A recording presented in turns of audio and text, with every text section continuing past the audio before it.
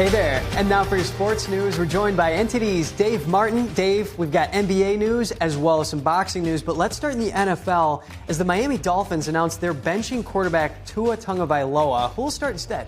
Yeah, it's going to be rookie Quinn Ewers who is going to get the start Sunday. That's against Cincinnati. Meanwhile, Zach Wilson will back him up, which means Tagovailoa will actually be relegated to the emergency third-string quarterback. Now, this isn't a total surprise. Dolphins head coach Mike McDaniel pretty much hinted yesterday he may make a change. Tagovailoa, meanwhile, said he was disappointed, but that he would help prepare both Wilson and Ewers to play. Now, Tagovailoa led the NFL in passing yards just 2 years ago. He was a Pro Bowl selection as well. This season, though, he actually leads the NFL in interceptions instead. Meanwhile, his total quarterback rating of 36.7 is actually fourth worst among qualifiers.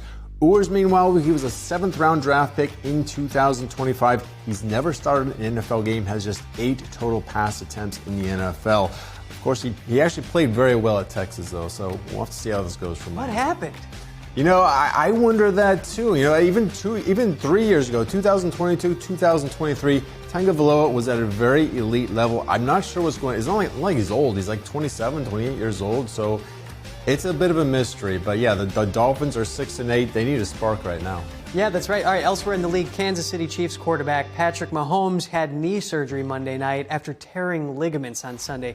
What is the plan for his return? You know, they're hoping he can be ready by week 1 of next season, which is about 9 months away. 9 months is typically the recovery time for this sort of injury. Now, in the meantime, the Chiefs will turn to Gardner Minshew to be their starting quarterback for the final 3 games. Chiefs, of course, were eliminated from the playoff contention, I should say, on Sunday when they lost to the Chargers. But not only will the Chiefs be monitoring Mahomes in the offseason, they're also going to be waiting word on whether tight end Travis Kelce will return next season. Now, Kelce's having a very good season as far as tight end goes, but it's not quite up to his usual standards. He's on pace for his lowest receptions in a season since 2015, and certainly at age 36, he's definitely around the age where most players retire. So big offseason here for the Chiefs. Not only are they looking at watching Mahomes and Kelce, they're going to be certainly looking to retool this team to get back into being a Super Bowl contender, which they've really been for the last 7 or 8 years, you know. Yeah, they got to battle that adversity. Now, looking at NBA news, New York Knicks will reportedly not hang a banner for winning the NBA Cup last night, according to multiple sources. Why wouldn't they do this? You know, that's a point of contention among a number of NBA fans. I mean, just how prestigious is winning the NBA Cup? The general consensus is not very. I mean, it's an in-season event. It's set up kind of like the World Cup. You know, you've got the group play games first, then it's the 8 teams with the best record advance to the quarterfinals, where it's just a single winner-go-home format from there. Knicks and Spurs met last night in the finals with the Knicks winning it. But all these games count toward the regular season standings. I think teams would much rather win the NBA title. I think that goes without saying, the NBA championship next summer. Now, they did incentivize players. Each player on the winning team gets over $500,000. The team finishes runner-up. Each player gets over $200,000.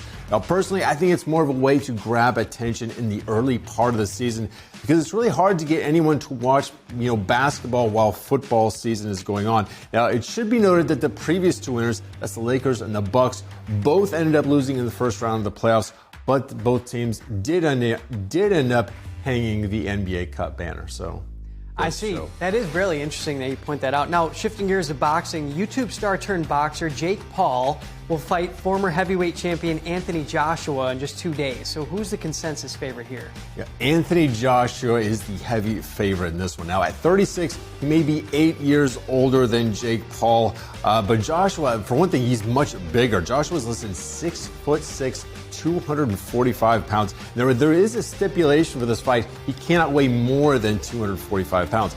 Paul, meanwhile, he's listed 6'1", 225. Of course, that's what he fought Mike Tyson at. But he usually fights below 200 pounds in the cruiserweight class, which is the level right below heavyweight. Now, cruiserweight has a maximum weight of 200 pounds. Heavyweight, meanwhile, is unlimited.